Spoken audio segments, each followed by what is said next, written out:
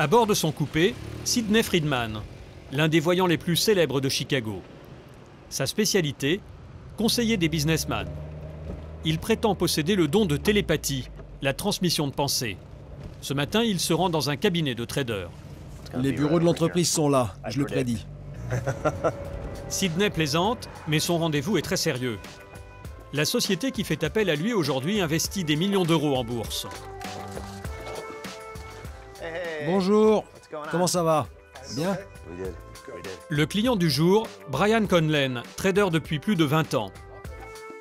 Dans ses bureaux, une dizaine de collègues, les yeux rivés sur les cours de la bourse.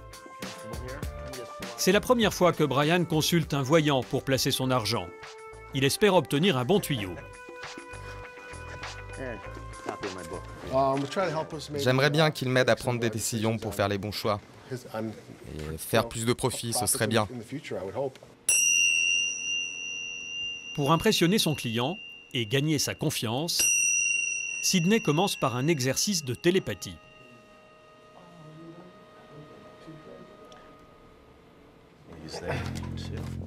Ok. Regardez-moi. Regardez-moi droit dans les yeux. Comme ça. D'accord.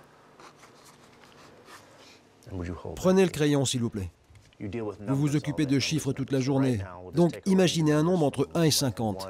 Choisissez-en un, n'importe lequel, entre 1 et 50. 33.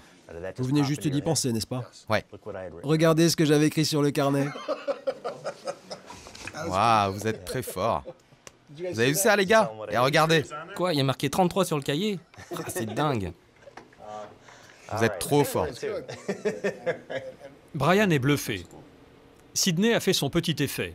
Place maintenant aux prédictions. Le voyant est venu avec un accessoire atypique dans le monde de la finance. Un pendule. Concentrez-vous sur le mouvement. Avant, arrière, avant, arrière. C'est une métaphore pour figurer le va-et-vient de toute chose dans l'univers. Plus vous travaillerez avec ça, plus vous vous entraînerez, et plus vous allez pouvoir sentir les variations d'un investissement, ou même du marché dans son ensemble. Muni de son pendule, Sidney pourrait prédire les cours de la bourse. Il y a 2 semaines, Brian a investi dans une multinationale du café.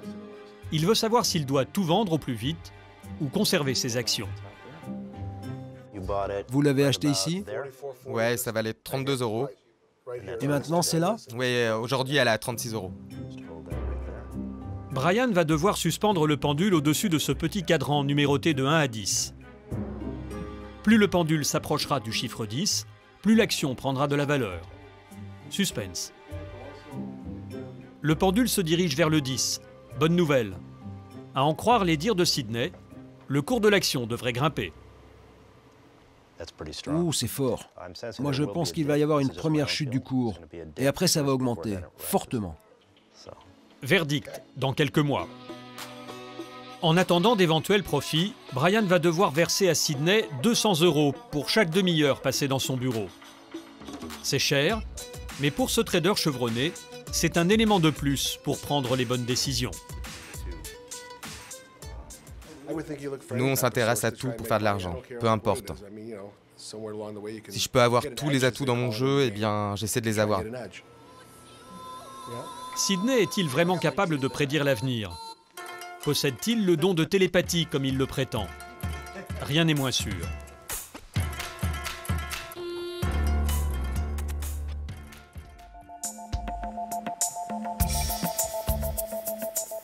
Retour en France, à Paris, dans une boutique de magie. Nous tournons en caméra cachée car les magiciens détestent dévoiler leurs secrets. Nous avons demandé au vendeur son avis sur l'exercice de télépathie pratiqué par Sidney. Souvenez-vous, notre voyant avait trouvé le nombre auquel pensait son client. D'emblée, le vendeur nous révèle qu'il s'agit bien d'un tour de passe-passe. Et il nous propose un accessoire pour le réaliser. Je vais voir s'il nous en reste. Le nail writer. Le nail writer. En français, on appelle ça un faux pouce. Il est équipé de cette petite mine de crayon. Et voici comment Sidney s'en est servi. Au début du tour, sur cette image, on distingue le faux pouce. Sidney prend son carnet et demande à son client de penser à un nombre. Choisissez-en un, n'importe lequel, entre 1 et 50. 33. Au même moment, et en quelques secondes, Sidney écrit le chiffre 33 sur le carnet grâce à son pouce magique. Brian n'y a vu que du feu.